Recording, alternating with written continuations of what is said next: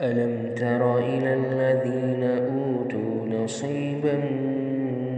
من الكتاب يؤمنون بالجبت والطاغوت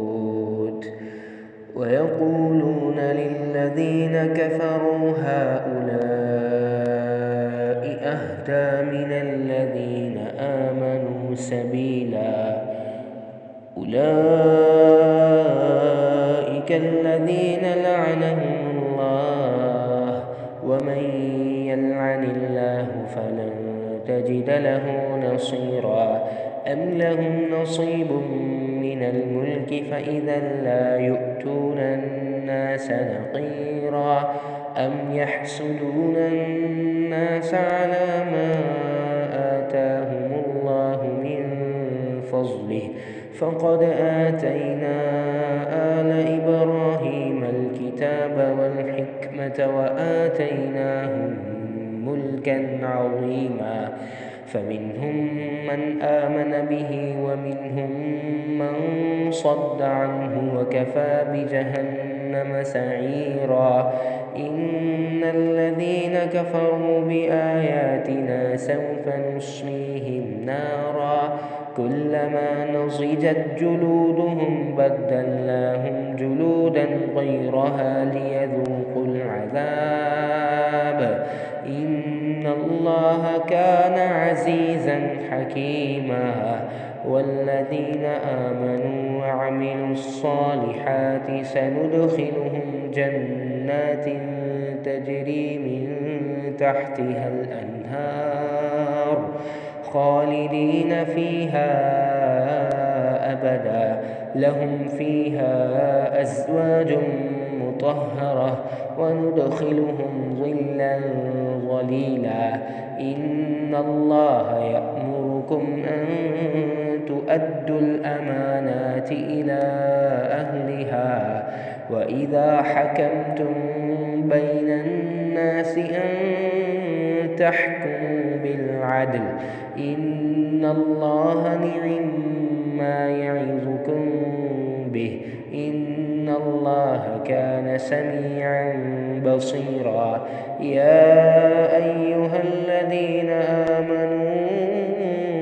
أطيعوا الله وأطيعوا الرسول وأولي الأمر منكم فإن تنازعتم في شيء فردوه إلى الله والرسول إن كنتم تؤمنون بالله واليوم الآخر ذلك خير وأحسن تأويلا ألم تر إلى الذين يزعمون أنهم آمنوا بما أنزل إليك وما أنزل من قبلك يريدون أن يتحاكموا إلى الطاغوت وقد أمروا أن يكفروا به ويريد الشيطان أن يضلهم ضلالا بعيدا وإذا قيل لهم تعالوا إلى ما أنزل الله وإلى الرسول رأيت المنافقين يصدون عنك صدودا فكيف إذا أصابتهم مصيبة بما قدمت أيديهم ثم جاءوك يحلفون بالله إن أردنا إلا إحسانا وتوفيقا أولئك الذين يعلم الله ما في قلوبهم فأعرض عنهم وعظهم وقل لهم في أنفسهم قولا بليغا وما أرسلنا من رسول إلا ليطاع بإذن الله ولو أنهم إذ ظلموا أنفسهم جاءوك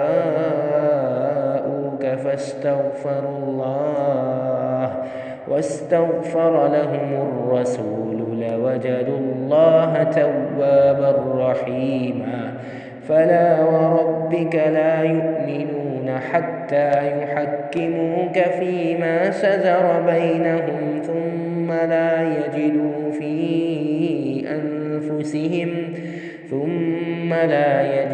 في أنفسهم حرجا مما قضيت ويسلموا تسليما. ولو أنا كتبنا عليهم أن اقتلوا أنفسكم أو اخرجوا من دياركم ما فعلوه إلا قليل منهم، ولو أنهم فعلوا ما يوعظون به لكان خيرا لهم وأشد تثبيتا،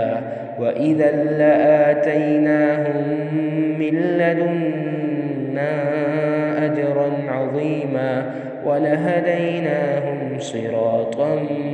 مستقيما. ومن يطع الله والرسول فأولئك مع الذين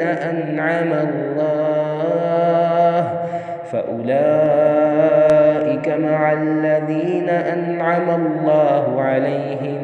من النبيين والصديقين والشهداء والصالحين وحسن أولئك رفيقا. ذلك الفضل من الله وكفى بالله عليما. يا أيها الذين آمنوا خذوا حذركم فانفروا ثبات أو انفروا جميعا.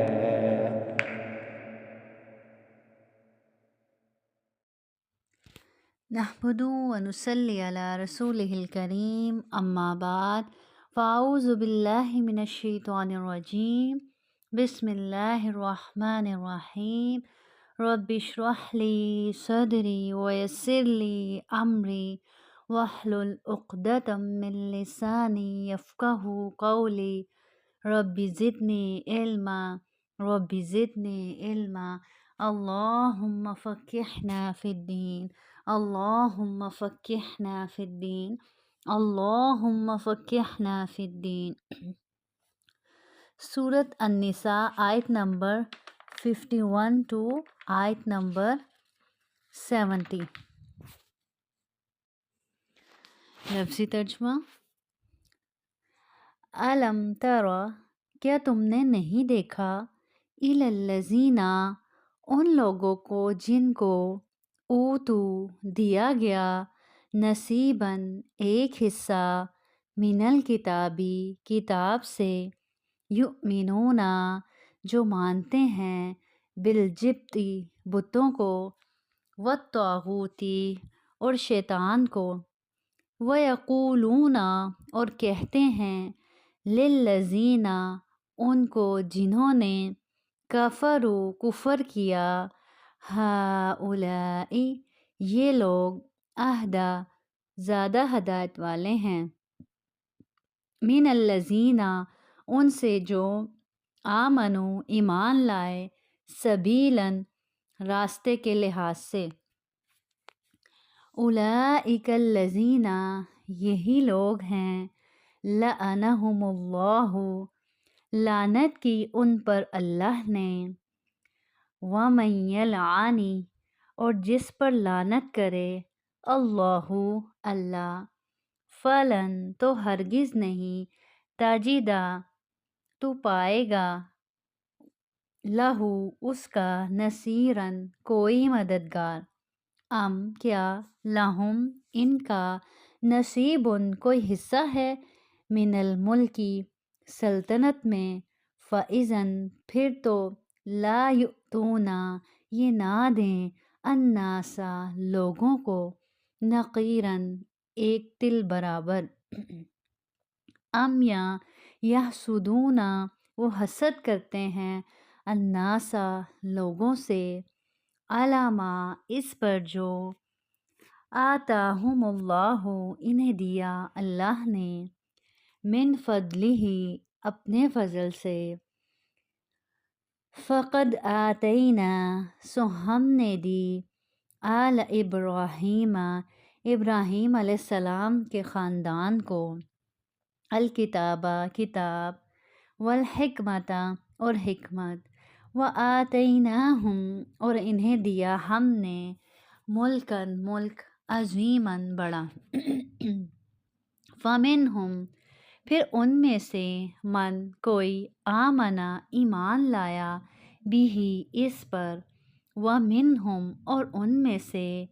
من کوئی صدا ہٹا رہا انہو اس سے وکفا اور کافی ہے بجہنم جہنم سعیرا بھڑکتی ہوئی آگ ان الذین بے شک جن لوگوں نے کفروا کفر کیا بھی آیاتنا ہماری آیتوں کا سوف ان قریب نسلیہم ہم ڈالیں گے انہیں نارن آگ میں کلما جس وقت نضجت جل جائیں گی جلودہم ان کی کھالیں بدلناہم ہم بدل دیں گے ان کو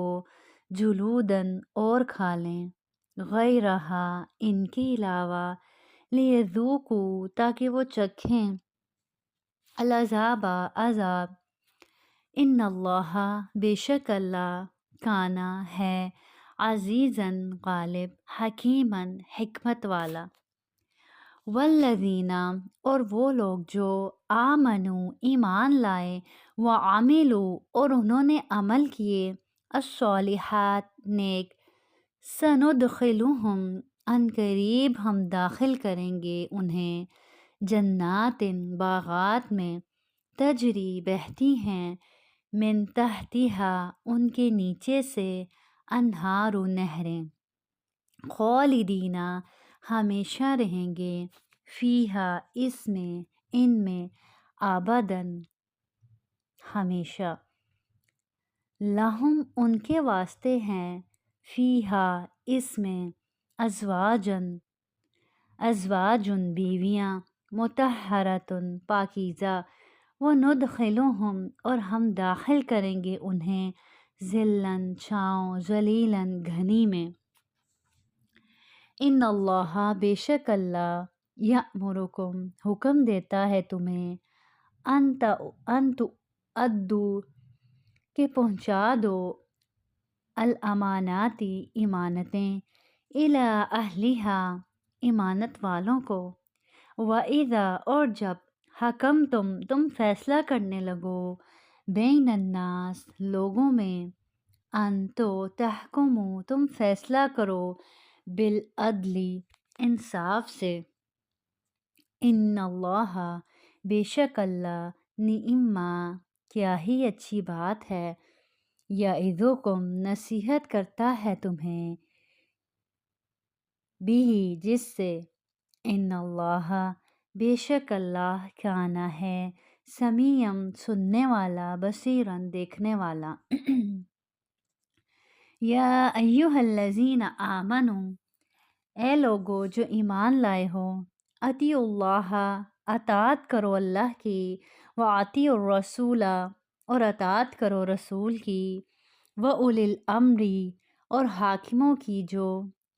منکم تم میں سے ہوں فَإِن پھر اگر تنازعتم جھگڑ پڑو فی شیئن کسی بات میں فردوہ تو اس کو لوٹا دو الی اللہ اللہ کی طرف والرسول اور رسول کی ان اگر کن تم ہو تم تؤمنون تم ایمان رکھتے باللہ اللہ پر والیوم الآخر اور روز آخرت پر ذالک یہ خیر بہت بہتر ہے وَأَحْسَنُ اور بہت اچھا ہے تأویلاً انجام کے اعتبار سے الم ترى کیا تم نے نہیں دیکھا الی الذین ان لوگوں کو جو یزعمون دعویٰ کرتے ہیں انہم کہ وہ آمنوا ایمان لائے بما اس پر جو انزلہ نازل کیا گیا الیکا آپ کی طرف وما اور جو انزلہ نازل کیا گیا من قبلکا آپ سے پہلے یریدون وہ چاہتے ہیں ان یتحاکموا کہ مقدمہ لے جائیں الی الطاغوتی طاغوت کی طرف شیطان کی طرف وقد امروا حالانکہ انہیں حکم ہو چکا ان اس بات کا کہ یکفروا وہ نہ مانیں بھی اس کو وَيُرِيدُ الشَّيْطَانُ اور چاہتا ہے شیطان ان یضلہم کہ انہیں بہکا دے ضلالم بہکانا بعیداً دور کا وَإِذَا اور جب قیل لہم کہا جاتا ہے ان کو تعالوا کہ آؤ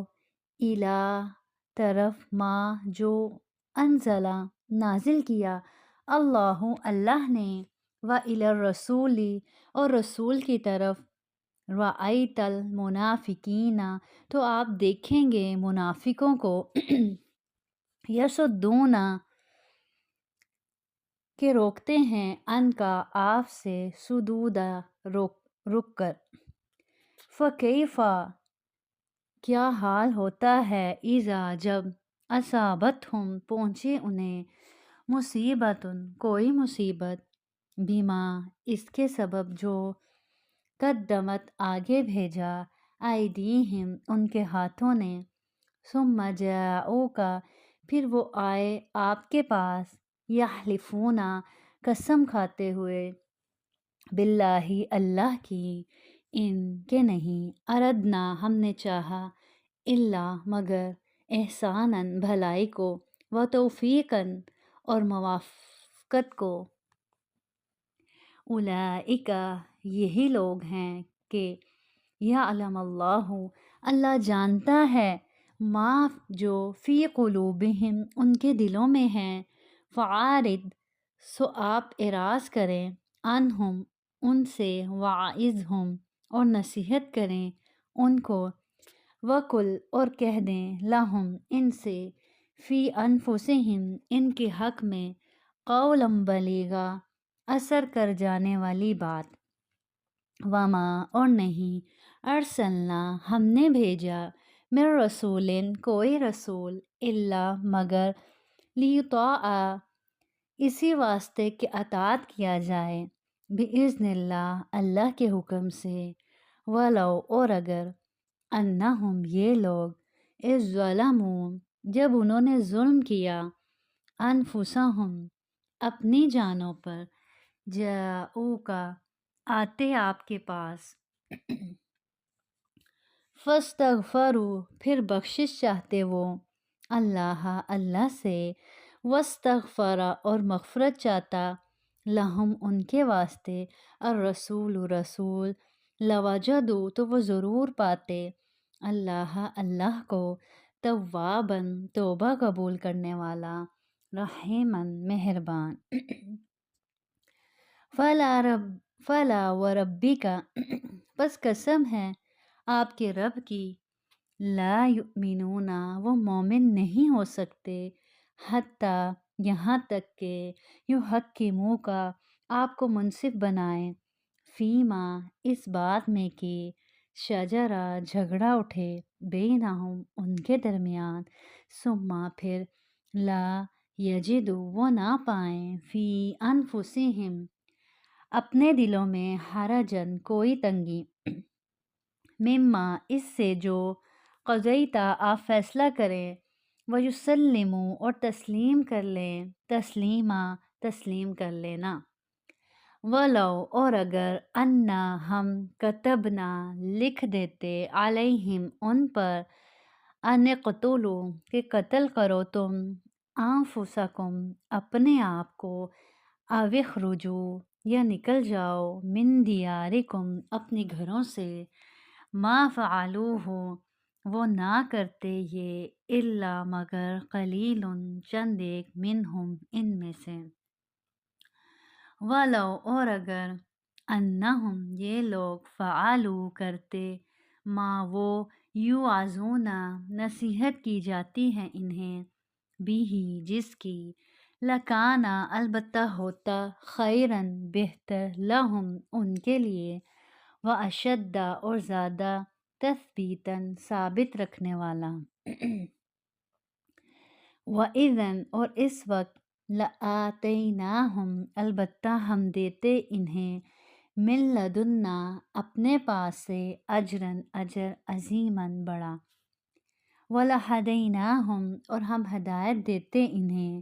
صراطاً راستے کی مستقیم سیدھے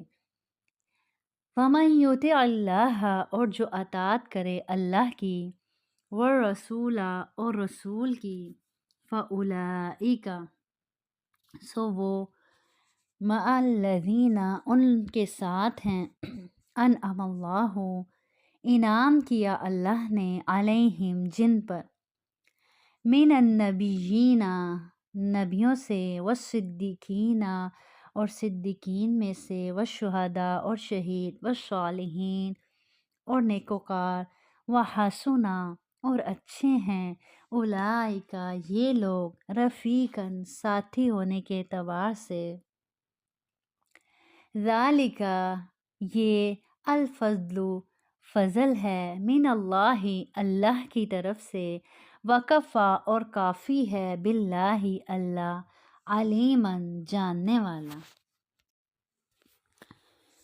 تفسیر آیت نمبر 51 سے الم تر الی الذین اوتوا نصیبا من الکتاب یؤمنون بالجبت والطاغوت ویقولون للذین کفروا ہؤلاء اہدی من الذین آمنوا سبیلا۔ کیا تو نے ان لوگوں کو نہیں دیکھا جنہیں کتاب کا ایک حصہ دیا گیا، وہ بتوں اور باطل معبود پر ایمان لاتے ہیں، اور جن لوگوں نے کفر کیا ان کے متعلق کہتے ہیں یہ ان سے زیادہ سیدھے راستے پر ہیں جو ایمان لائیں۔ اللہ تعالیٰ ان کے بارے میں فرماتے ہیں اولئک الذین لعنہم اللہ ومن یلعن اللہ فلن تجد له نصیرا۔ یہی لوگ ہیں جن پر اللہ نے لعنت کی، اور جس پر اللہ لعنت کرے پھر تو کوئی اس کی مدد کرنے والا ہرگز نہ پائے گا۔ اس آیت میں یہودیوں کے ایک اور فعل پر تعجب کا اظہار کیا جا رہا ہے۔ اللہ تعالیٰ فرما رہے ہیں کہ اہل کتاب ہونے کے باوجود یہ جبت اور طاغوت پر ایمان رکھتے ہیں اور کفار مکہ کو مسلمانوں سے زیادہ ہدایت یافتہ سمجھتے ہیں۔ یعنی اللہ کی کتاب ہونے کے باوجود، ان کے پاس اللہ کی کتاب ہے، اس کے باوجود یہ طاغوت اور جبت پر ایمان رکھتے ہیں اور کفار لوگوں کو مسلمانوں سے زیادہ ہدایت یافتہ سمجھتے ہیں۔ طاغوت سے مراد ہر وہ چیز جو اللہ کے راستے سے دور کر دے۔ اسی طرح طاغوت کے ایک معنی شیطان کے بھی کیے گئے ہیں۔ کیونکہ شیطان بھی انسان کو کس سے دور کرتا ہے؟ اللہ کے راستے سے دور کرتا ہے۔ پھر اسی طرح ہر وہ چیز اس میں آ جاتی ہے، ہر وہ طریقہ اس میں آ جاتا ہے، ہر وہ کام اس میں آ جاتا ہے جو انسان کو اللہ کے راستے سے دور کر دے۔ اسی طرح جبت سے مراد کیا ہے؟ جادو ٹونے، کاہن، توہمات، یہ سب کس میں آ جاتے ہیں؟ جبت میں آ جاتے ہیں۔ تو اس آیت میں اللہ رب العزت حیرت کا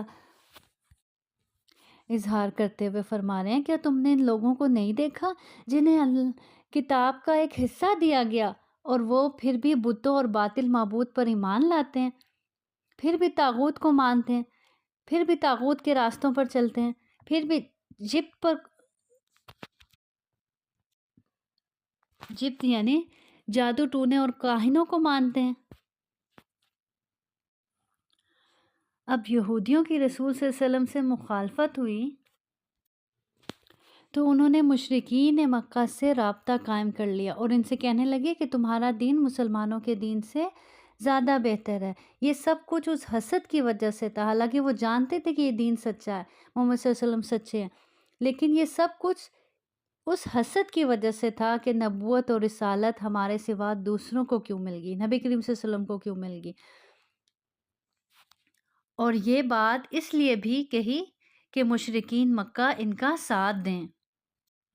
تو اللہ تعالیٰ انہی کے بارے میں فرما رہے ہیں کہ یہی وہ لوگ ہیں جن پر اللہ کی لعنت ہے. اللہ کی لعنت کا مطلب کہ اللہ کی رحمت سے دور ہیں یہ لوگ. اور یہ سزا بہت سخت ہے کہ جس کے لیے اللہ کہہ دے کہ یہ ان پر اللہ کی لعنت، اور جس پر اللہ لعنت کرے پھر کوئی اس کی مدد کرنے والا ہرگز نہ ہوگا. تو کتنی سخت سزا ہے ایسے لوگوں کی. اسی طرح ہمیں بھی ان تمام راستوں سے بچنا ہے جو راستے ہمیں اللہ سے دور کرتے ہیں. اسی طرح جبت، حدیث میں آتا ہے پرندے اڑا کر، خط کھینچ کر، بدخالی اور بدشگونی لینا، یہ کیا ہے؟ یہ سب جبت سے ہیں.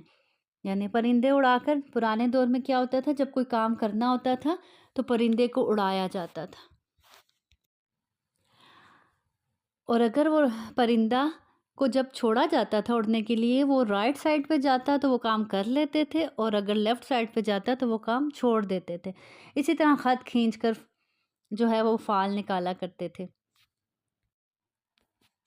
تو یہ سب جبت میں آتے ہیں جن سے سخت منع کیا گیا کہ اگر تم ایمان والے ہو، تم مسلمان ہو، تمہارے پاس اللہ کی کتاب موجود ہے، تو تمہیں یہ چیزیں زیب نہیں دیتی کہ تم کاہنوں کے پاس جاؤ یا تم اس طرح کے بدشگونیاں لو یا ہر اس چیز کی طرف لپکو جو اللہ کے راستے سے دور کر دے. تو ہر اس چیز سے بچنا ہے، ہر اس چیز سے دور ہونا ہے جو ہمیں ہمارے رب سے دور کر دے. تو طاغوت ہر وہ چیز جو انسان کو اس کے رب سے دور کر دے. پھر اگلی آیت میں اللہ رب العزت فرماتے ہیں ام لہم نصیب من الملک فَإِذَا لَا يُؤْتُونَ النَّاسَ نَقِيرًا، یا ان کے پاس سلطنت کا کچھ حصہ ہے تو اس وقت تو وہ لوگوں کو کھجور کی گٹھلی کے نقطے کے برابر نہ دیں گے. یعنی اس آیت کریمہ میں اللہ رب العزت یہودیوں کے بخل کا حال بیان کر رہے ہیں کہ اگر ان کے پاس حکومت ہوتی تو شدت بخل کی وجہ سے وہ کھجور کی گٹھلی کے شگاف برابر بھی کوئی چیز کسی کو نہ دیتے. نکیرہ کہتے ہیں جو کھجور کی گٹھلی کے اوپر جو نقطہ ہوتا ہے نا، اس کو بولتے ہیں نکیرہ، یعنی اتنا سا بھی کسی کو کچھ نہ دیتے. یہ آیت قرآن کی بالکل اس آیت کی طرح ہے جو سورۃ بنی اسرائیل میں اللہ رب العزت فرماتے ہیں نا قُلْ لَوْ أَنْتُمْ تَمْلِكُونَ خَزَائِنَ رَحْمَةِ رَبِّي إِذًا لَأَمْسَكْتُمْ خَشْيَةَ الْإِنفَاقِ، کہہ دیں اگر تم میرے رب کے رحمت کے خزانوں کے مالک ہوتے تو اس وقت تم خرچ ہو جانے کے ڈر سے ضرور روک لیتے.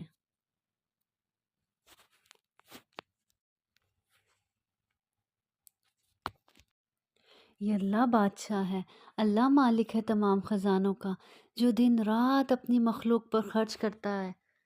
اور اس خرچ کرنے کے باوجود اس کے خزانوں میں کوئی کمی نہیں آتی. اس لیے ہمیشہ اسی رب سے مانگیں، اسی رب کو پکاریں. وہی رحمتوں کے خزانوں کا مالک ہے، وہی دینے والا ہے اور وہی دے سکتا ہے. کسی انسان کے بس میں کچھ نہیں، اور اگر ہو بھی تو انسان تو اتنا بخیل ہے کہ وہ اپنی دولت کے کم ہو جانے کے ڈر سے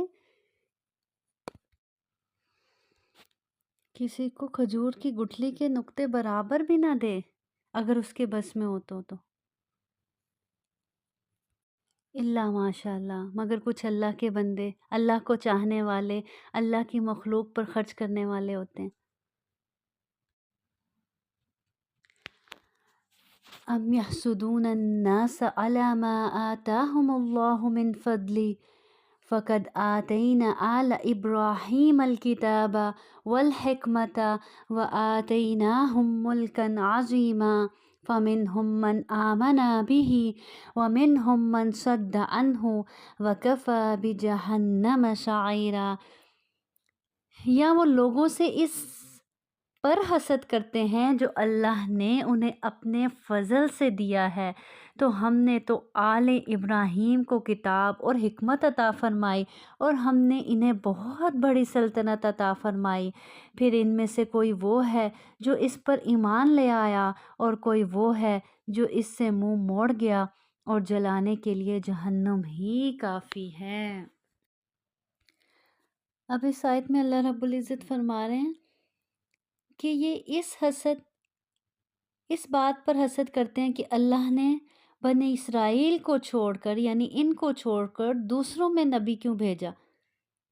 دوسروں میں سے نبی کیوں بنایا، یعنی آخری نبی حضرت محمد صلی اللہ علیہ وسلم وہ ان کی نسل سے کیوں نہیں آئے، ان میں سے کیوں نہیں آئے۔ تو اللہ تعالیٰ فرما رہے ہیں کہ نبوت کیا ہے، اللہ کا سب سے بڑا فضل ہے، اللہ جسے چاہے عطا کرے۔ پھر اللہ تعالیٰ فرما رہے ہیں کہ جو بنی اسرائیل کو، جو حضرت ابراہیم علیہ السلام کی ذریت اور آل میں سے ہیں، ہم نے نبوت بھی دی اور بڑی سلطنت، بادشاہی بھی، پھر بھی یہود کے یہ سارے لوگ ان پر ایمان کیوں نہیں لائے؟ کچھ ایمان لائے اور کچھ نے اعراض کیا۔ اور ایک طرح سے نبی کریم صلی اللہ علیہ وسلم کو تسلی بھی دی جا رہی ہے کہ اے محمد صلی اللہ علیہ وسلم، اگر یہ آپ کی نبوت پر ایمان نہیں لا رہے تو کوئی انوکھی بات نہیں، ان کی تو تاریخ ہی نبیوں کی تکذیب سے بھری ہوئی ہے، حتیٰ کہ اپنی نسل کے نبیوں پر بھی یہ ایمان نہیں لائے۔ تو ان میں سے کچھ تو نبی کریم صلی اللہ علیہ وسلم پر ایمان لے آئے اور کچھ نے اعراض برتا، منہ موڑا، خود بھی رکے اور دوسروں کو بھی روکا۔ تو اللہ تعالیٰ کہہ رہے ہیں ان سب کے لیے کیا ہے، جہنم ہی کافی ہے۔ ان الذین کفروا بآیاتنا سوف نصلیہم نارا کلما نضجت جلودہم بدلناہم جلودا غیرہا لیذوقوا العذاب ان اللہ کان عزیزا حکیما۔ بے شک جن لوگوں نے ہماری آیات کا انکار کیا، ہم انہیں عنقریب ایک سخت آگ میں جھونکیں گے، جب بھی ان کی کھالیں گل سڑ جائیں گی ہم انہیں ان کے علاوہ اور کھالیں دے دیں گے تاکہ وہ عذاب چکھیں۔ بے شک اللہ ہمیشہ سے سب پر غالب، کمال حکمت والا ہے۔ یعنی اب یہاں پہ ان لوگوں کی سزا بتائی جا رہی ہے جن کو جہنم میں ڈالا جائے گا، جنہوں نے کفر کیا، اللہ کی نافرمانی کی، اللہ کا انکار کیا، اللہ کی کتابوں کا انکار کیا، اللہ کے پیغمبر کا انکار کیا، یا اللہ کے احکامات کا انکار کیا۔ جب انہیں جہنم میں ڈالا جائے گا اور ان کی کھالیں گل سڑ جائیں گی تو اللہ تعالیٰ فرما رہے ہیں ہم ان کی کھالوں کو بدل دیں گے تاکہ بار بار جلنے کا مزہ چکھیں۔ کیوں؟ کیونکہ جب تک انسان کی سکن، کھال جلتی رہتی ہے تب تک انسان کو شدید اذیت ہوتی ہے، شدید تکلیف ہوتی ہے جلنے کی، لیکن جیسے ہی وہ کھال گل سڑ جاتی ہے پھر اس کے بعد اس طرح کی تکلیف نہیں ہوتی۔ تو پھر جہنمیوں کو جب کھالیں گل سڑ جائیں گی تو نئی کھالیں دے دی جائیں گی تاکہ بار بار نئے طریقے سے عذاب کا مزہ چکھیں، نئے سرے سے عذاب کا مزہ چکھیں۔ اور بے شک اللہ ہمیشہ سے غالب اور کمال حکمت والا ہے۔ پھر آگے ان لوگوں کا ذکر کیا جا رہا ہے والذین آمنوا وعملوا الصالحات سندخلهم جنات تجری من تحتها الانہار خالدین فیہا ابدا لهم فیہا ازواج مطہرۃ وندخلهم ظلا ظلیلا۔ اور جو لوگ ان کے مقابلے میں وہ لوگ جو ایمان لائے، جنہوں نے اللہ کو مانا اور اللہ کی مانی، نیک اعمال کیے، ایمان لانے کے بعد نیک اعمال کے ذریعے اپنے ایمان کا ثبوت دیا، اللہ تعالیٰ فرما رہے ہیں ہم انہیں ایسے باغوں میں داخل کریں گے جن کے نیچے نہریں بہہ رہی ہوں گی۔ کیا خوبصورت منظر ہوگا، ہمیشہ ان میں رہنے والے ہوں گے، ہمیشہ ان کے لیے ان میں نہایت پاک صاف بیویاں ہوں گی، پارٹنر بھی کیسے خوبصورت ہونے کے ساتھ ساتھ خوبصورت، پاکیزہ، اور ہم انہیں بہت سے گھنے سائے دیں گے، گھنے سایوں میں داخل کریں گے۔ حدیث میں آتا ہے آپ صلی اللہ علیہ وسلم نے فرمایا جنت میں ایک درخت ایسا ہوگا کہ سوار یقیناً اس کے سائے میں 100 سال تک چلتا رہے گا، پھر بھی وہ اس کو طے نہ کر پائے گا، یعنی اتنے گھنے سائے ہوں گے۔ اور دوسری طرف جو جہنمی ہوں گے ان کا کیا حال ہو رہا ہوگا۔ حدیث میں آتا ہے آپ سے ہم نے فرمایا کافر کے کان کی لو اور کندھے کے درمیان 700 سال کا فاصلہ ہوگا، یعنی جل جل کر جسم اتنے پھول جائیں گے کہ کان کی لو اور کندھے تک کتنا سا فاصلہ ہوتا ہے، ایک ہاتھ کا بھی نہیں ہوتا۔ لیکن جہنم میں جلنے کی وجہ سے جسم اتنے پھول جائیں گے کہ کان کی لو سے کندھے تک کا فاصلہ 700 سال کا ہوگا۔ تو جسم کتنے پھول چکے ہوں گے، کتنی بھیانک شکلیں بن چکی ہوں گی۔ اللہم لا تجعلنا منہم، اللہم اجرنا من النار، اللہم انا نعوذ بک من عذاب جہنم۔ اسی طرح ایک اور حدیث میں آتا ہے نبی کریم صلی اللہ علیہ وسلم نے فرمایا کافر کی داڑھ احد پہاڑ کے برابر ہوگی اور اس کی جلد کی موٹائی 3 دن کا فاصلہ ہوگا،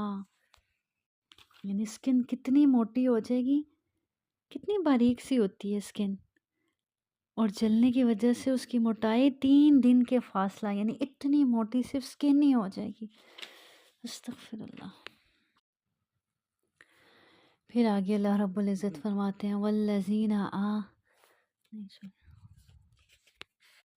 سوری آیت نمبر 58، پھر اللہ تعالیٰ فرماتے ہیں ان اللہ یأمرکم ان تؤدوا الامانات الی اہلہا وَإِذَا حَكَمْتُمْ بَيْنَ النَّاسِ أَن تَحْكُمُوا بِالْعَدْلِ إِنَّ اللَّهَ نِعِمَّ مَا يَعِظُكُمْ بِهِ إِنَّ اللَّهَ كَانَ سَمِيعًا بَصِيرًا۔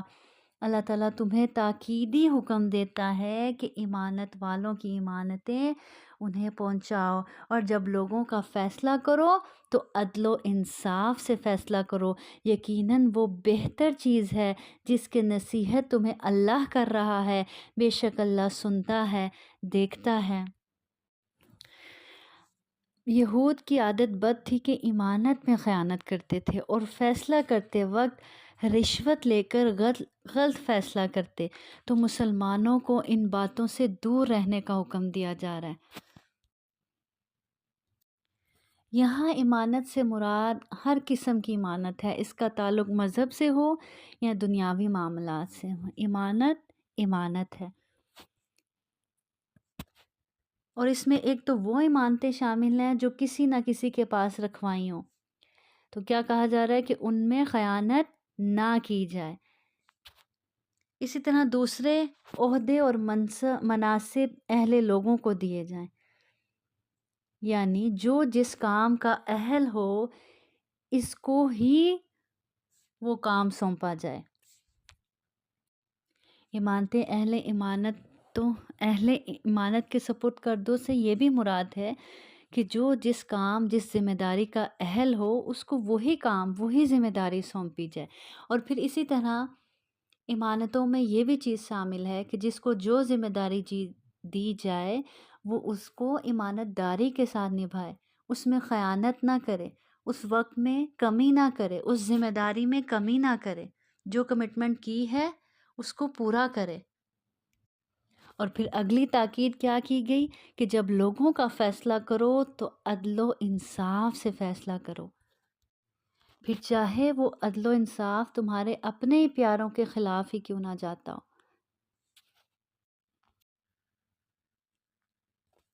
حدیث میں آتا ہے حاکم جب تک ظلم نہ کرے اللہ کے ساتھ ہوتا ہے، جب وہ ظلم کا ارتکاب شروع کر دیتا ہے تو اللہ اس کے اپنے نفس کے حوالے کر دیتا ہے۔ اسی طرح ایک اور حدیث میں آتا ہے، آپ صلی اللہ علیہ وسلم نے فرمایا انصاف کرنے والے رحمان کی دائیں جانب نور کے ممبروں پر ہوں گے، اور اللہ کے دونوں ہاتھ دائیں ہیں، یہ وہ لوگ ہوں گے جو اپنی رعایا اور گھر والوں سے انصاف کرتے ہوں گے۔ اسی طرح ایک اور حدیث میں آتا ہے، سیدنا حذیفہ رضی اللہ عنہ بیان کرتے ہیں کہ رسول صلی اللہ علیہ وسلم نے فرمایا ایمانت لوگوں کے دلوں کے اندر نازل کی گئی، پھر لوگوں نے اسے قرآن سے سیکھا، پھر سنت سے سیکھا، پھر آپ صلی اللہ علیہ وسلم نے ہم سے اس کے اٹھ جانے سے متعلق ارشاد فرمایا آدمی ایک دفعہ سوئے گا تو ایمانت اس کے دل سے نکال لی جائے گی، تب محض ایک دھبے کی مانند اس کا نشان رہ جائے گا۔ وہ شخص پھر ایک دفعہ سوئے گا تو باقی ایمانت بھی نکال لی جائے گی اور آبلے جیسا ایک نشان باقی رہ جائے گا۔ اس کی مثال ایسی ہے جیسے تم کوئی انگارہ اپنے پاؤں پر لڑکھاؤ اور وہ جل کر پھول جائے اور تمہیں ابھرا ہوا نظر آئے، حالانکہ اس میں کچھ بھی نہ ہو۔ ایسے زمانے میں لوگ خرید و فروخت کریں گے لیکن ایمانت ادا کرنے والا کوئی نہیں ہوگا۔ لوگ تعجب سے کہیں گے کہ فلاں قبیلے میں فلاں شخص ایمانت دار ہے، اور کیسا عقل مند، کیسا ظریف اور کتنا قوی اور صابر ہے، حالانکہ اس کے دل میں رائی کے دانے کے برابر بھی ایمان نہیں ہوگا۔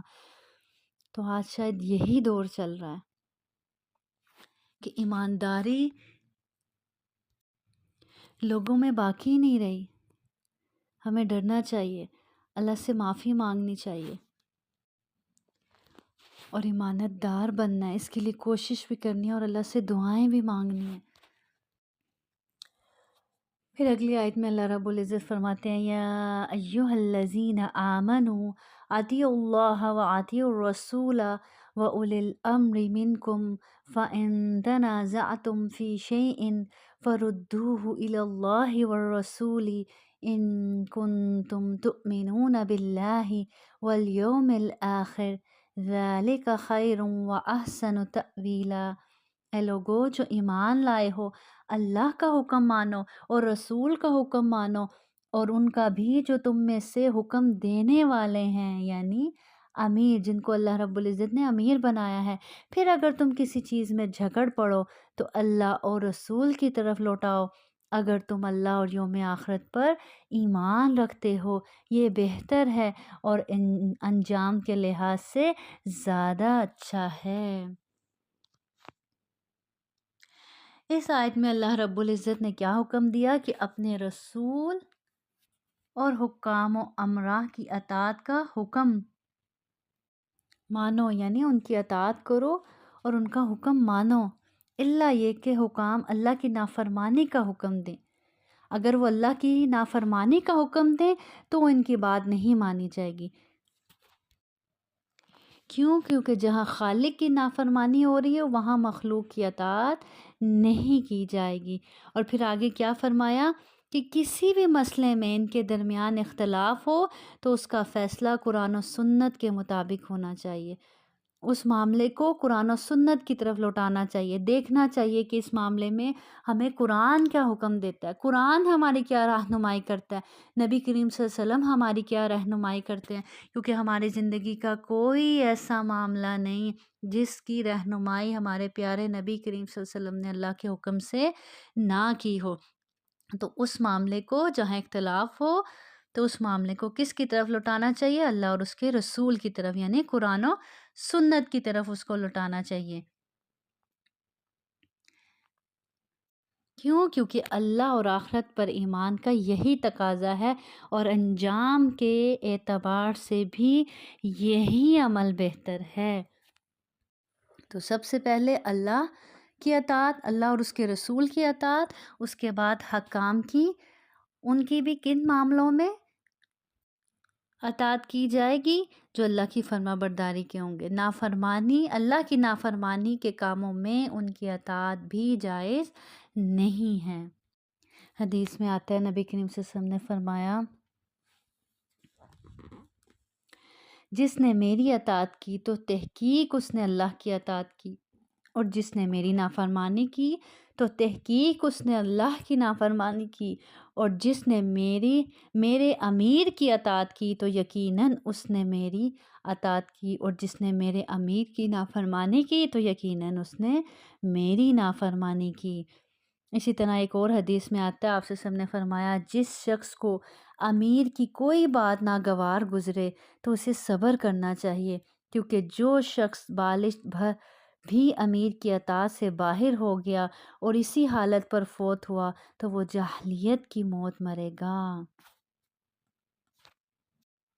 اسی طرح ایک اور حدیث میں آتا ہے، آپ سے نے فرمایا میرے بعد عنقریب تم دیکھو گے کہ دوسروں کو تم پر ترجیح دی جائے گی، اور تم ایسی باتیں دیکھو گے جن کو تم برا سمجھو گے۔ صحابہ نے پوچھا اے اللہ کے رسول، تو آپ ہمیں کیا حکم دیتے ہیں، ہم کیا کریں؟ تب آپ نے فرمایا ان کا حق ان کو دو، اور اپنا حق کس سے مانگو؟ اپنے رب سے مانگو۔ پھر اگلی آیت میں اللہ رب العزت فرماتے ہیں کیا تو نے ان لوگوں کو نہیں دیکھا جو گمان کرتے ہیں کہ وہ اس پر ایمان لے آئے ہیں جو تیری طرف نازل کیا گیا اور جو تجھ سے پہلے نازل کیا گیا، چاہتے ہیں یہ ہیں کہ آپس کے فیصلے غیر اللہ کی طرف لے جائیں، حالانکہ انہیں حکم دیا گیا ہے کہ اس کا انکار کریں، اور شیطان چاہتا ہے کہ انہیں گمراہ کر دے، بہت دور گمراہ کرنا۔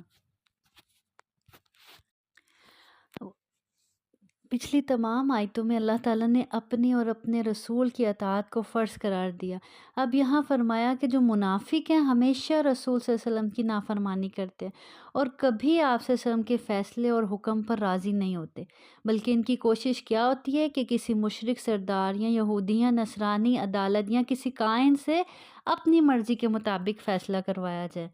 حالانکہ اسلام ان سب کے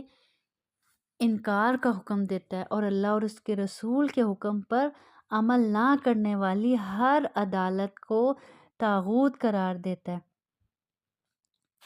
تو اللہ تعالیٰ یہاں انہی لوگوں کے بارے فرما رہے ہیں کہ تو نے ان لوگوں کو نہیں دیکھا جو گمان تو کرتے ہیں، دعویٰ تو کرتے ہیں، اپنے آپ کو ایمان والا سمجھتے ہیں، لیکن فیصلے قرآن و سنت کی طرف نہیں، قرآن و سنت کے مطابق نہیں کرنا چاہتے،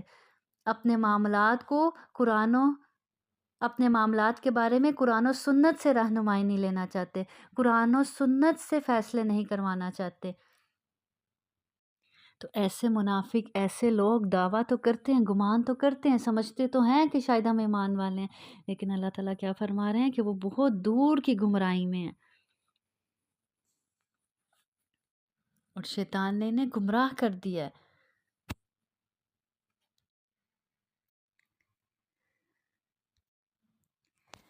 پھر آگے اللہ تعالیٰ فرماتے ہیں وَإِذَا قِيلَ لَهُمْ تَعَالَوْا إِلَى مَا أَنزَلَ اللَّهُ وَإِلَى الرَّسُولِ رَأَيْتَ الْمُنَافِقِينَ يَصُدُّونَ عَنْكَ صُدُودًا، اور جب ان سے کہا جائے کہ جو کچھ اللہ نے نازل کیا ہے ان کی طرف اور رسول کی طرف آؤ، تو منافقوں کو دیکھے گا کہ تجھ سے منہ موڑ لیتے ہیں، صاف منہ موڑنا۔ اس آیت میں اللہ رب العزت منافقوں کا حال بتا رہے ہیں کہ جب انہیں اللہ اور اس کے رسول کی طرف بلایا جاتا ہے، عمل کی طرف بلایا جاتا ہے، تو کیا کرتے ہیں؟ منہ موڑ لیتے ہیں۔ جیسے ایک اور جگہ سورۃ النور میں اللہ تعالیٰ فرماتے ہیں نا وَإِذَا دُعُوا إِلَى اللَّهِ وَرَسُولِهِ لِيَحْكُمَ بَيْنَهُمْ إِذَا فَرِيقٌ مِّنْهُمْ مُعْرِضُونَ، اور جب وہ اللہ اور اس کے رسول کی طرف بلائے جاتے ہیں تاکہ وہ ان کے درمیان فیصلہ کریں، تو اچانک ان میں سے کچھ لوگ منہ موڑنے والے ہوتے ہیں، یعنی نہ فیصلے اللہ اور اس کے رسول کی شریعت کے مطابق کروانا چاہتے ہیں، نبی کریم صلی اللہ علیہ وسلم سے کروانا چاہتے ہیں، اور نہ ہی مومنوں کی طرح دین میں پورے کے پورے داخل ہونا چاہتے ہیں، نہ ہی احکامات کو پوری طرح ماننا چاہتے ہیں، لیکن گمان کیا کرتے ہیں؟ گمان کرتے ہیں کہ ہم ایمان والے ہیں، یعنی عمل کے راستے سے بھی منہ موڑ جاتے ہیں، فیصلہ کرانے کی نوبت آئے شریعت کے مطابق تو بھی راستہ بدل لیتے ہیں اور کہتے کیا ہیں کہ ہم اللہ والے ہیں، ہم ایمان والے ہیں۔ فَكَيْفَ إِذَا أَصَابَتْهُم مُّصِيبَةٌ بِمَا قَدَّمَتْ أَيْدِيهِمْ۔ اللہ تعالیٰ فرماتے ہیں پھر کیسے گزرتی ہے اس وقت جب انہیں کوئی مصیبت اس کی وجہ سے پہنچتی ہے جو ان کے ہاتھوں نے آگے بھیجا، پھر تیرے پاس اللہ کی قسمیں کھاتے ہوئے آتے ہیں کہ ہم نے تو بھلائی اور آپس میں ملانے کے سوا کچھ نہیں چاہا تھا۔ یہ وہ لوگ ہیں اولئک الذین یعلم اللہ ما فی قلوبہم فعارض عنہم وعظہم وقل لہم فی انفسہم قولا بلیغا۔ اللہ تعالیٰ فرما رہے ہیں یہ وہ لوگ ہیں کہ اللہ جانتا ہے جو کچھ ان کے دلوں میں ہے، سو تو ان سے دھیان ہٹا لے اور انہیں نصیحت کر اور ان سے ایسی بات کہہ جو ان کے دلوں میں بہت اثر کرنے والی ہو۔ تو کیا فرما رہے ہیں اللہ رب العزت، یعنی جب اپنے کرتوتوں کے سبب عطاب الہی کا شکار ہوتے ہیں، اللہ کے غضب کا شکار ہو کر مصیبتوں پہ پھنستے ہیں، تو پھر آ کر کہتے ہیں کہ کسی دوسری جگہ جانے سے مقصد یہ نہیں تھا کہ وہاں سے ہم فیصلہ کروائیں یا آپ سے زیادہ ہمیں وہاں سے انصاف ملے گا، بلکہ مقصد صلح اور ملاپ کرانا تھا۔ اللہ تعالیٰ نے فرمایا کہ اگرچہ ہم ان کے دلوں کے تمام بھیدوں سے واقف ہیں، تمام ان کے دلوں کی باتوں کو جانتے ہیں کہ زبانیں ان کی کچھ کہتی ہیں، دل ان کے کچھ بیان کرتے ہیں، لیکن آپ سے ہم کو کیا نصیحت کی جا رہی ہے کہ آپ ان کے ظاہر کو سامنے رکھتے ہوئے ان سے درگزر ہی فرمائیں اور ان کو نصیحت کریں اور قولاً بلیغ کے ذریعے سے ان کی اصلاح کی کوشش کریں۔ قولاً بلیغا یعنی ایسی بات کہیں ان کو جو ان کے دل میں گھر کر جائے، جو ان کے دل میں اتر جائے، ایسی نصیحت کی جائے ان کو۔ تو ایسے لوگوں سے لڑنے جھگڑنے کی بجائے، ان کا چرچا کرنے کی بجائے، ان کو بدنام کرنے کی بجائے، اللہ رب العزت نے کتنا خوبصورت طریقہ بتا دیا کہ ان سے اعراض برتو، ان سے درگزری والا معاملہ کرو، اور کیا کرو، ان کے ساتھ ایسا معاملہ کرو، اتنے پیار و محبت سے ان کو نصیحت کرو اور ایسی خوبصورت بات کرو کہ جو ان کے دل میں اتر جائے اور وہ بدل جائیں۔ اور ایسا انداز وہی اپنا سکتا ہے جو اللہ کے لیے نصیحت کرنے والا ہوتا ہے، جو اللہ کے لیے کسی کو بدلنا چاہتا ہے، جس کے دل میں واقعی تڑپ ہوتی ہے کہ دوسرا انسان بدل جائے، وہی ایسی نرم اور خوبصورت بات کر سکتا ہے جو دوسرے کے دل میں اتر جائے، جو دوسرے کو اپنا آپ بدلنے پر مجبور کر دے۔ پھر آگے اللہ رب العزت فرماتے ہیں اور ہم نے کوئی رسول نہیں بھیجا مگر اس لیے کہ اللہ کے حکم سے اس کی فرما برداری کی جائے، اور اگر واقعی یہ لوگ جب انہوں نے اپنی جانوں پر ظلم کیا تھا تیرے پاس آتے، پھر اللہ سے بخشش مانگتے اور رسول ان کے لیے بخشش مانگتا، تو اللہ کو بہت توبہ قبول کرنے والا، نہایت مہربان پاتے۔ اب پیچھے آیتوں میں جو منافقین کے بڑے جرم کا ذکر کیا گیا کہ رسول صلی اللہ علیہ وسلم کی بجائے کاہنوں کے پاس فیصلہ لے کر جاتے فیصلہ کروانے کے لیے،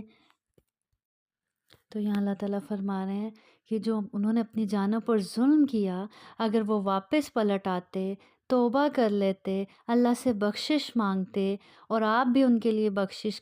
مانگتے اللہ سے، تو اللہ کو وہ توبہ قبول کرنے والا، نہایت مہربان پاتے۔ اور دوسری بات اس میں کیا بیان کی گئی کہ کوئی بھی رسول اللہ تعالیٰ کے فرما رہے ہیں جو ہم نے بھیجا، اسی لیے بھیجا ہے کہ اس کی اطاعت کی جائے، اس کا حکم مانا جائے، اس کی فرما برداری کی جائے۔ کیوں؟ کیونکہ وہ اللہ کا ہی پیغام اپنے اللہ کے بندوں کو پہنچا رہا ہوتا ہے۔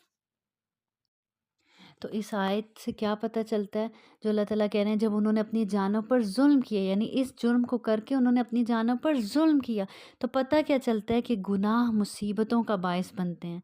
گناہ بعض اوقات رزق سے محروم کر دیتے ہیں، بیماری سے دوچار کر دیتے ہیں۔ تو ان سب مسائل اور پریشانیوں سے نکلنے کا حل کیا ہے کہ بندہ پلٹ آئے اپنے رب کی طرف اور سچی توبہ کر لے، اللہ سے سچی معافی مانگ لے، جو غلطی ہوئی، جو کوتاہی ہوئی اس کو اپنے رب کے سامنے پیش کرے، اس کا اعتراف کرے کہ ہاں میرے رب مجھ سے یہ غلطی ہوگی، مجھ سے یہ کوتاہی ہوگی، میں سچے دل سے توبہ کرتا ہوں، اللہ مجھے معاف فرما دے۔ تو جب اللہ معاف فرما دے گا پھر مصیبتوں کو بھی ٹال دے گا۔ پھر اگلی آیت میں اللہ رب العزت فرماتے ہیں پس نہیں تیرے رب کی قسم ہے وہ مومن نہیں ہوں گے یہاں تک کہ تجھے اس میں فیصلہ کرنے والا مان لیں جو ان کے درمیان جھگڑا پڑ جائے، پھر اپنے دلوں میں اس سے کوئی تنگی محسوس نہ کریں، جو تو فیصلہ کرے اور تسلیم کر لیں، پوری طرح تسلیم کرنا۔ اس آیت میں اللہ رب العزت نے اپنی ذات کی قسم کھا کر فرمایا کہ کوئی آدمی اس وقت تک مسلمان نہیں ہو سکتا جب تک کہ اپنے تمام امور میں رسول صلی اللہ علیہ وسلم کو فیصلہ کرنے والا نہیں مان لیتا، اس لیے کہ آپ کا فیصلہ وہ ربانی فیصلہ ہے جس کے برحق ہونے کا دل میں اعتقاد رکھنا ضروری ہے، اور عمل کے ذریعے سے بھی اس پر ایمان رکھنے کا ثبوت فراہم کرنا بھی ضروری ہے۔ اس لیے اللہ نے اس کے بعد فرمایا یہ ضروری ہے کہ لوگوں کا ظاہر و باطن اسے تسلیم کرے، یعنی جو قرآن و سنت فیصلہ کر دے اس پر پھر دل مطمئن ہو، اس فیصلے کو دل سے تسلیم کرنے والا ہو انسان، تب جا کے وہ سچا اور پکا مومن یا مسلمان ہوتا ہے۔ تو ایمان کا تقاضا ہے کہ اللہ اور اس کے رسول کے فیصلوں پر دل میں تنگی نہ آئے، دل کی رضا سے اس کو قبول کیا جائے۔ جیسا کہ اس کے شان نزول میں آتا ہے کہ حضرت زبیر رضی اللہ عنہ کا جو رسول صلی اللہ علیہ وسلم کے پھوپھی ذات تھے اور ایک آدمی کا کھیت کو سیراب کرنے والے نالے کے پانی پر جھگڑا ہو گیا۔ معاملہ نبی کریم صلی اللہ علیہ وسلم تک پہنچا۔ آپ صلی اللہ علیہ وسلم نے صورتحال کا جائزہ لے کر جو فیصلہ دیا وہ اتفاق سے حضرت زبیر رضی اللہ عنہ کے حق میں تھا، جس پر دوسرے آدمی نے کہا کہ آپ صلی اللہ علیہ وسلم یہ فیصلہ اس لیے کیا ہے کہ وہ آپ صلی اللہ علیہ وسلم کا پھوپھی ذات ہے۔ اس پر اللہ رب العزت نے یہ آیت نازل فرمائی کہ آیت کا مطلب یہ ہوا کہ نبی کریم صلی اللہ علیہ وسلم کی کسی بات یا فیصلے سے اختلاف تو کجا دل میں تنگی محسوس کرنا بھی ایمان کے کیا ہے، منافی ہے۔ اسی طرح آپ کوئی اپنا فیصلہ لے کر کسی عالم کے پاس جاتے ہیں اور وہ قرآن اور سنت کے مطابق آپ کو فیصلہ دیتا ہے، اور اس فیصلے سے آپ کے دل میں اگر تنگی آتی ہے تو اس کا کیا مطلب ہے کہ ایمان مضبوط نہیں ہے، ابھی ایمان میں کمی ہے۔ تو پھر سوچنے کا مقام ہے کہ کیا واقعی پھر کہیں میں ایسا تو نہیں کہ سچی مومن نہیں ہوں یا مومن نہیں، یا میرے ایمان میں کہیں کمی تو نہیں، کیونکہ اس آیت میں اللہ رب العزت نے واضح بتا دیا کہ وہ مومن نہیں ہوں گے جو دل میں تنگی محسوس کرتے ہیں شریعت کے فیصلوں سے۔ پھر آگے اللہ رب العزت فرماتے ہیں وَلَوْ أَنَّا كَتَبْنَا عَلَيْهِمْ أَنِ اقْتُلُوا أَنفُسَكُمْ أَوْ اخْرُجُوا مِنْ دِيَارِكُمْ مَا فَعَلُوهُ إِلَّا قَلِيلٌ مِّنْهُمْ، اور اگر ہم واقعی ان پر فرض کر دیتے کہ اپنے آپ کو قتل کرو یا اپنے گھروں سے نکل جاؤ تو وہ ایسا نہ کرتے مگر ان میں سے تھوڑے، اور اگر وہ واقعی اس پر عمل کرتے جو انہیں نصیحت کی جاتی ہے تو یہ ان کے لیے بہتر اور زیادہ ثابت قدم رکھنے والا ہوتا۔ یعنی یہ منافق آسان عمل نہ کر سکے تو یہ کہاں کر سکتے تھے کہ اگر ان کو یہ کہہ دیا جاتا کہ اپنے آپ کو قتل کر دو، اپنی جانوں کو ہی ختم کر دو یا اپنے گھروں سے نکل جاؤ۔ تو بیسیکلی اس آیت کا تعلق بھی منافقین سے ہی ہے، کہ یعنی چاہیے تو یہ کہ اللہ کا حکم ماننے میں جان و مال کی بالکل پرواہ نہ کی جائے، مگر یہ ایسے ہیں کہ اگر کہیں ان کو اللہ تعالیٰ اپنی جانیں ہلاک کر ڈالنے یا اپنے گھر چھوڑ دینے کا حکم دے دیتا تو یہ اس کو کب بجا لانے والے تھے۔ یعنی جو اللہ رب العزت نے کہنے کا مقصد یہ ہے کہ اللہ تعالیٰ فرما رہے ہیں جو ہم نے ان کو حکم دیے ہیں وہ تو بہت آسان ہے اور انہی کی خیر خواہی کے لیے ہے، جو یہ مان کے نہیں دیتے اور اتنے آسان حکم نہیں مانتے جو انہی کی خیر خواہی کے لیے ہیں۔ اگر ہم ان کو یہ حکم دے دیتے کہ اپنے آپ کو قتل کر لو، گھروں سے نکل جاؤ، اپنے گھر بار سب کچھ لٹا دو، اللہ کے راستے میں چھوڑ دو اور اپنی جانوں کو قتل کر دو، تو یہ اس حکم پر کیسے عمل کرتے؟ یعنی اتنی بڑی، کہنے کا مقصد کہ اتنی بڑی تو کوئی ان سے ڈیمانڈ کی ہی نہیں گئی، ایسی کسی بڑی مشکل میں تو ڈالا ہی نہیں گیا، ایسے کسی بڑے عمل کا، ایسے کسی بڑے امتحان کا تو مطالبہ ہی نہیں کیا گیا ان سے۔ وَإِذًا لَآتَيْنَاهُم مِّن لَّدُنَّا أَجْرًا عَظِيمًا وَلَهَدَيْنَاهُمْ صِرَاطًا مُّسْتَقِيمًا، اور اس وقت ہم یقیناً انہیں اپنے پاس سے بہت بڑا اجر دیتے اور یقیناً ہم انہیں سیدھے راستے پر چلاتے۔ یعنی اللہ تعالیٰ فرما رہے ہیں اگر یہ منافقین رسول صلی اللہ علیہ وسلم کی اطاعت کرتے تو ہم انہیں جنت جیسی نعمت دیتے اور دنیا میں دین اسلام پر استقامت عطا کرتے، سیدھے راستے پر انہیں چلاتے۔ وَمَن يُطِعِ اللَّهَ وَالرَّسُولَ فَأُولَٰئِكَ مَعَ الَّذِينَ أَنْعَمَ اللَّهُ عَلَيْهِم مِّنَ النَّبِيِّينَ وَالصِّدِّيقِينَ وَالشُّهَدَاءِ وَالصَّالِحِينَ وَحَسُنَ أُولَٰئِكَ رَفِيقًا، اور جو اللہ اور رسول کی فرما برداری کرے تو یہ ان لوگوں کے ساتھ ہوں گے جن پر اللہ نے انعام کیا، نبیوں اور صدیقوں اور شہداء اور صالحین میں سے، اور یہ لوگ اچھے ساتھی ہیں۔ یعنی جس نے وہ عمل کیا جس کا اللہ اور اس کے رسول نے حکم دیا اور اس کام کو چھوڑ دیا، اس کو ترک کر دیا جس سے اللہ اور اس کے رسول نے منع فرمایا، تو اللہ تعالیٰ اسے عزت کے گھر میں بسائے گا، ایسے لوگوں کا ساتھ عطا فرمائے گا جو انبیاء کرام کا ساتھ، انبیاء کرام اور وہ ساتھ انبیاء کرام کا اور ان کے بعد رتبے والوں کا یعنی صدیقین کا، شہداء کا، پھر عام مومنوں یعنی صالحین کا بھی ساتھ عطا فرمائے گا۔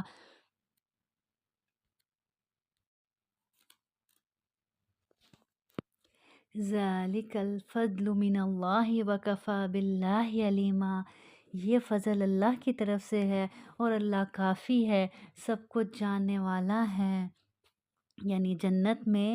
انبیاء، صدیقین، شہداء اور صالحین کا ساتھ ملنا اللہ کے فضل و کرم سے ہے۔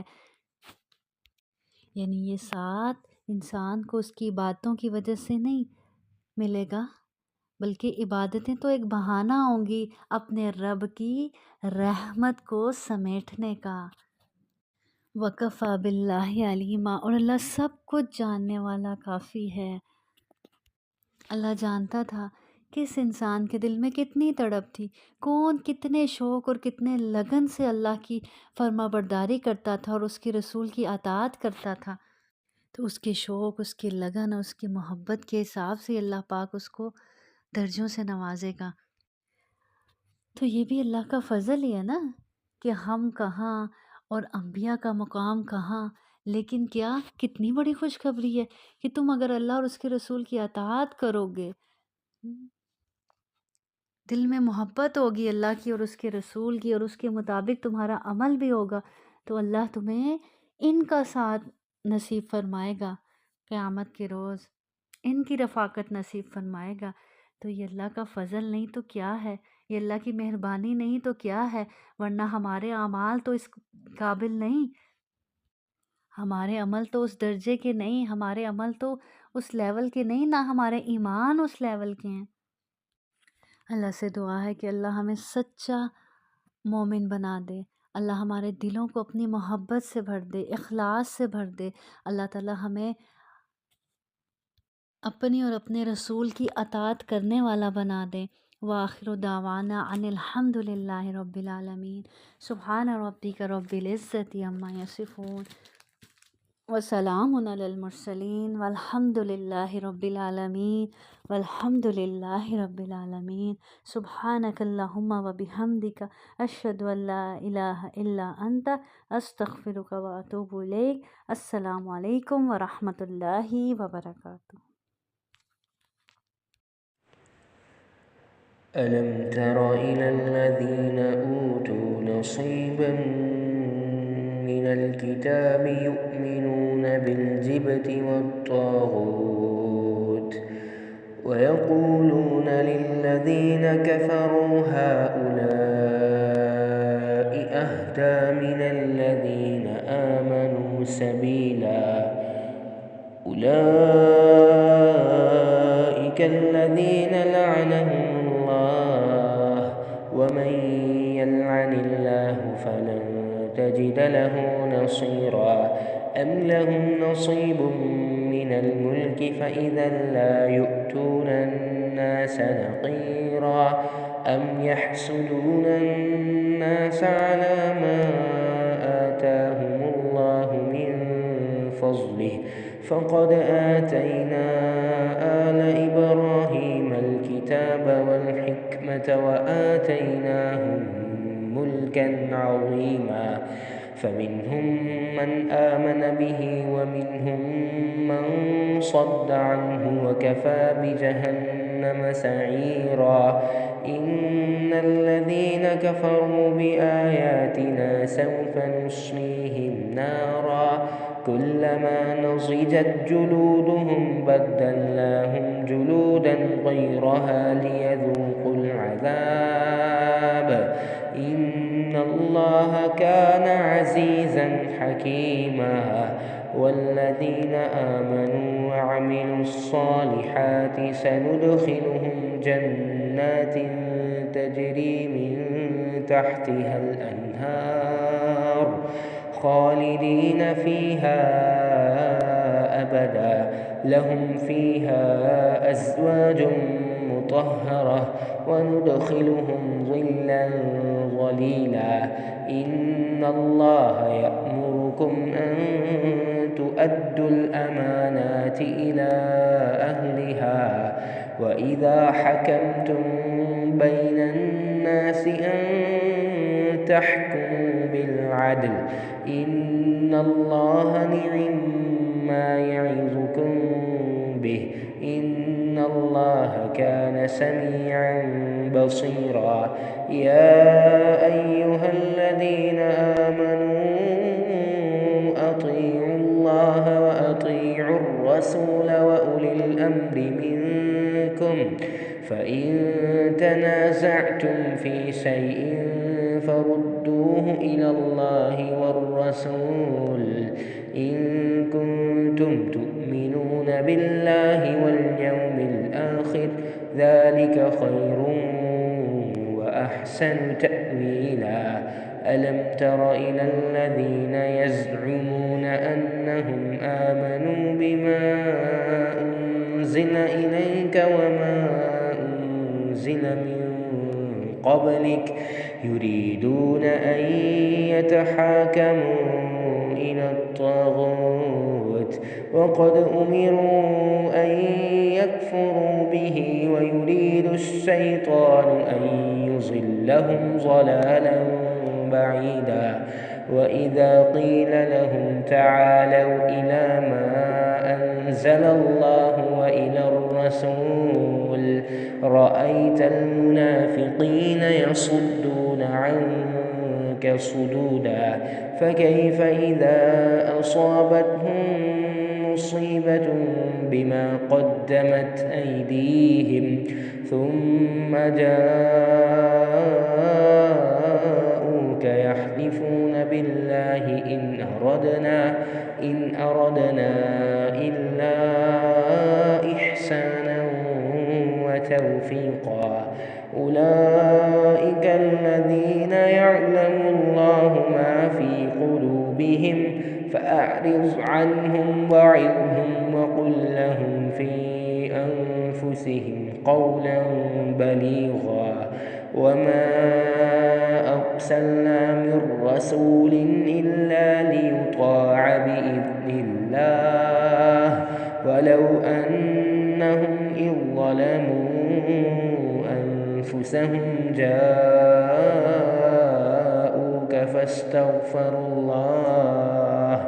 واستغفر لهم الرسول لوجدوا الله توابا رحيما فلا وربك لا يؤمنون حتى يحكموك فيما شجر بينهم ثم لا يجدوا في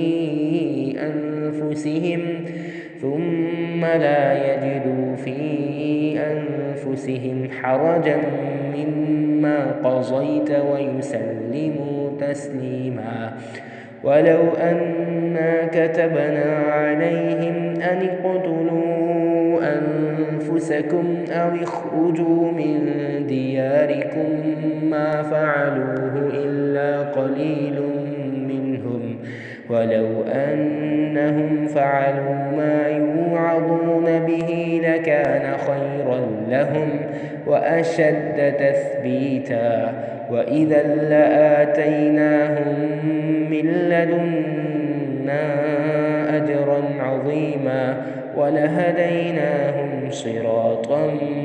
مستقيما ومن يطع الله والرسول فأولئك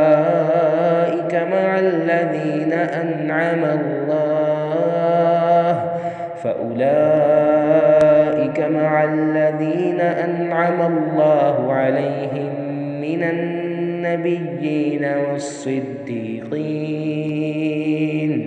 والشهداء والصالحين وحسن أولئك رفيقا ذلك الفضل من الله وكفى بالله عليما يا أيها الذين آمنوا خذوا حذركم فانفروا ثبات أو انفروا جميعا